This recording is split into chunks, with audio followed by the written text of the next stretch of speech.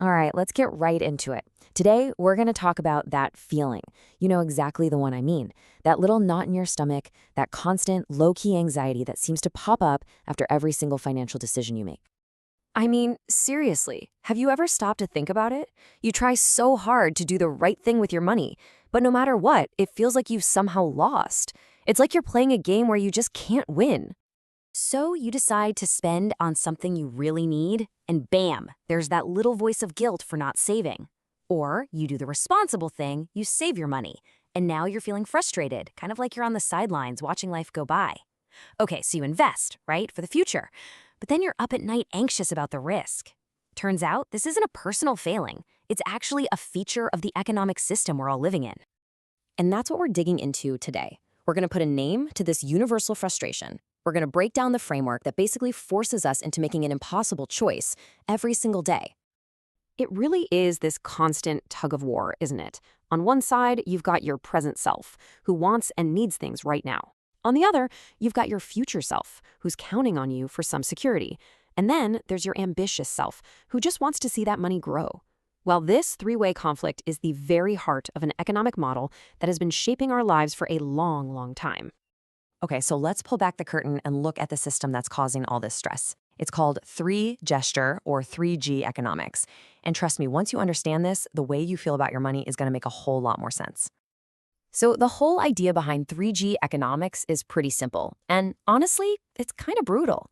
It basically says that at any given moment, you can only do one thing with your money. That's it.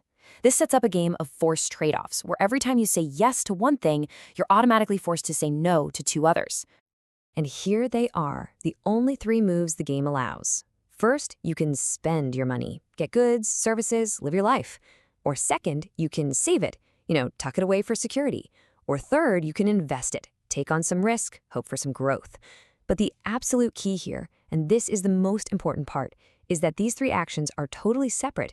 They live in their own little boxes, and you are always, always forced to pick just one. Now, this is where it really clicks. This chart perfectly maps that impossible choice to the emotions we feel. It's called the trilemma of choice. Just look at this breakdown. You choose to spend, what happens? You give up security and growth, and you're left with guilt. You choose to save? Well, you miss out on pleasure and growth, and that leads to frustration.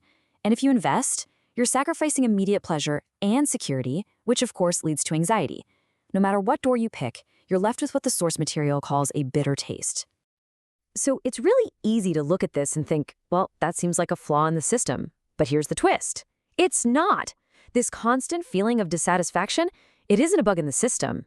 It is the system. The analysis we're exploring today puts it about as bluntly as you can.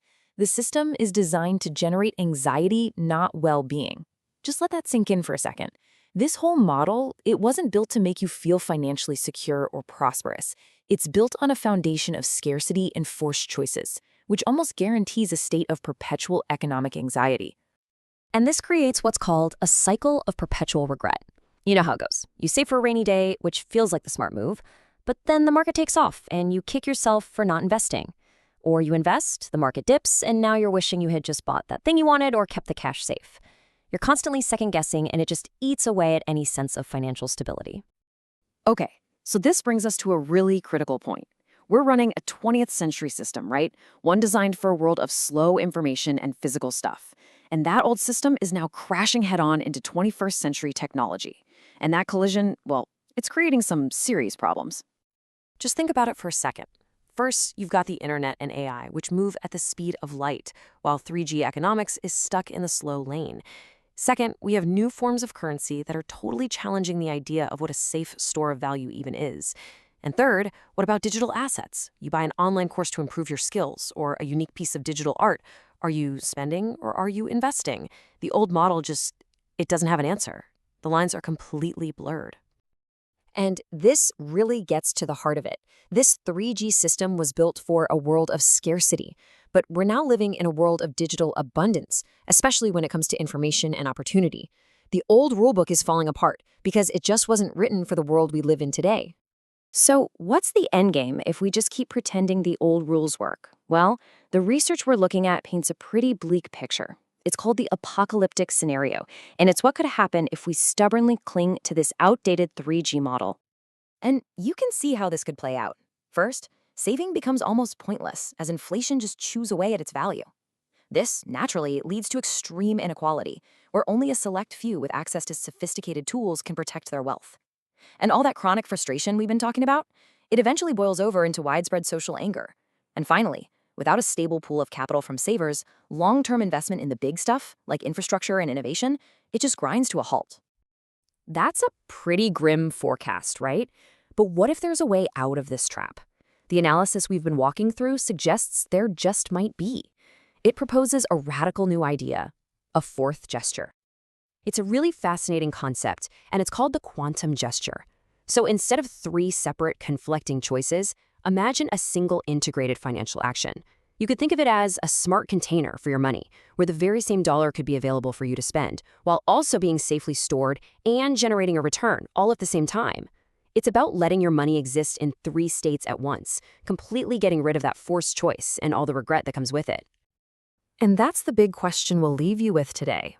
What would our world and our own personal financial well-being even look like if we could escape this trilemma? What if one single decision could support our present life, secure our future, and fuel our growth all in one go? Maybe, just maybe, the frustration of 3G economics isn't some permanent fate we have to accept, but simply an old problem that's waiting for a new solution to be built.